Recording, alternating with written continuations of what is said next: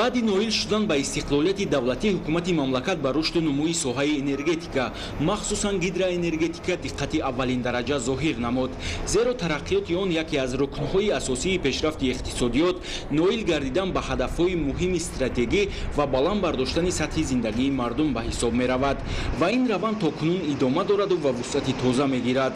намунаи барҷастаи татбиқи стратегияи таъмини мустақилияти энергетикӣ ин эъмори нерӯгоҳи барқи обии роғун аст ки ҳаминак агрегати дуюми он дар рӯзи истиқлолияти давлатии ҷумҳурии тоҷикистон 9 сентябри соли 2019 мавриди баҳрабардорӣ қарор дода мешавад. мардуми тоҷикистон ба вуқӯъ пайвастани ин рӯйдодро рӯзи равшаниву нур арзёбӣ мекунанд ва амалӣ шудани ин корро ба кӯшишу талошҳои пайвастаи пешвои миллат муҳтарам эмомалӣ раҳмон рабт медиҳанд ки дар воқеъ бунёдгузори асосии ин кохи муҳташами нур мебошанд. бунёди нерӯгоҳи роғун на танҳо барои тоҷикистон балки барои тамоми минтақаи осиёи марказӣ ва дар шароити норасоии нерӯи барқу зиёд гардидани партофҳои газҳои парникӣ барои тамоми сайёра манфиатбахш аст. ин нуқта аз ҷониби олимону донишмандони шинохтаи сатҳи ҷаҳонӣ пайгирӣ шудаву исботи илмии хешро пайдо кардааст. яъне нерӯгоҳи барқи обии роғун ҳамчун иншооти азимушшан тарҳи ҷолибу судовари иқтисодиву иҷтимоии дорои аҳамияти милливу минтақавӣ буда аз лиҳози ҷуғрофию муҳандисӣ лоиҳаи нодир аст. нерӯгоҳи барқи обии роғун бо иқтидори 3600 мегаватт бунёд гардида дар як сол имкони зиёда аз 17 миллиард киловатт-соат нерӯи барқро дорад. ин нерӯгоҳ бо истеҳсоли нерӯи сабз яъне бе партофҳои зиёновар ба атмосфера ва риояи меъёрҳои муосири экологӣ яъне аз беҳтарин нерӯгоҳҳои барқи обӣ дар ҷаҳон ба ҳисоб меравад. аз ҳамин нигоҳ барқи тавлиднамудаи ин нерӯгоҳ аз лиҳози экологӣ тоза мебошад. дар нерӯгоҳи барқи обии роғун пешрафтатарин техникаву таҷҳизот ва муҳандисону мутахассисони барҷастаи тоҷику намояндагони дигар халқу миллатҳо фаъолият доранд. ба қавли таҳлилгарон дар ин ҷо қариб ҳамаи таҷрибаҳои сохту соз шурӯъ аз лоиҳакашии тарҳ то сохтумони он ба пуррагӣ нав мебошанд. тамоми иншооти нерӯгоҳи барқи обии роғун аниқтараш 90% он дар зери кӯҳҳои осмонбӯс бунёд шуда истодаанд.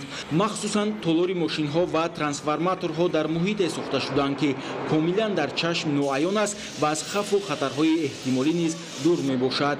муҳимтарин қисми нерӯгоҳ сарбанд ва ё дарғоти онро ҳам табиат гӯё маҳз барои нерӯгоҳсозӣ офарида бошад. барои бунёди сарбанди 335 метра қолаби табиии кӯҳ қариб ки беосеб боқӣ мемонад. танҳо тавассути сангу шағал шиббакунии он сурат гирифта конструксияи кӯҳ барои сохтумони дарғот барқарор карда мешавад.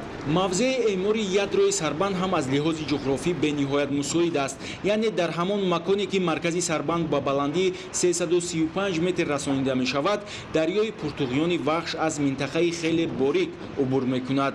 ду соҳили ҳамин мавзеро кӯҳпораҳои азим иҳота кардаанд. барои бунёди сарбанди нерӯгоҳи барқи обии роғун қариб 75 миллион метри мукааб сангу шағал истифода мегардад. меъёри аслии кор дар ин макон тавассути вазнинтарин техникаҳо шиббакунии маводи аз амборҳо то ин минтақа расонида шуда мебошад. ба таъкиди муҳандисон дар нерӯгоҳи барқи обии роғун нақбҳои обпарто низ аз иншооти асосӣ ба ҳисоб мераванд.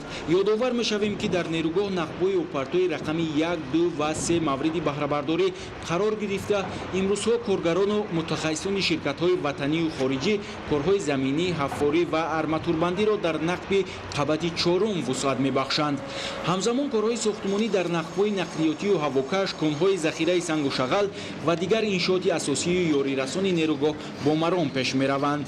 дар воқеъ ибтикори асосгузори сулҳу ваҳдати миллӣ пешвои миллат президенти ҷумҳурии тоҷикистон муҳтарам эмомалӣ раҳмон дар бунёди нерӯгоҳи барқи обии роғун паёмади шуҷоати фитрӣ, истеъдоди камназири кишвардорӣ, муҳаббати бепоён ба халқу ватан ва талошҳои хастанопазир барои зиндагии беҳтару шоистаи мардум мебошад ки на фақат истиқлолияти энергетикии мамлакатро таъмин менамояд, дар иқтисодиёти миллӣ ҷаҳишҳо ва пешрафтҳои беназирро ба амал меоварад, балки ба сифати ғояи ҳаётбахши умумимиллӣ ваҳдату иттиҳоди халқи тоҷикистонро аз азамату пойдории бештаре бархурдор менамояд.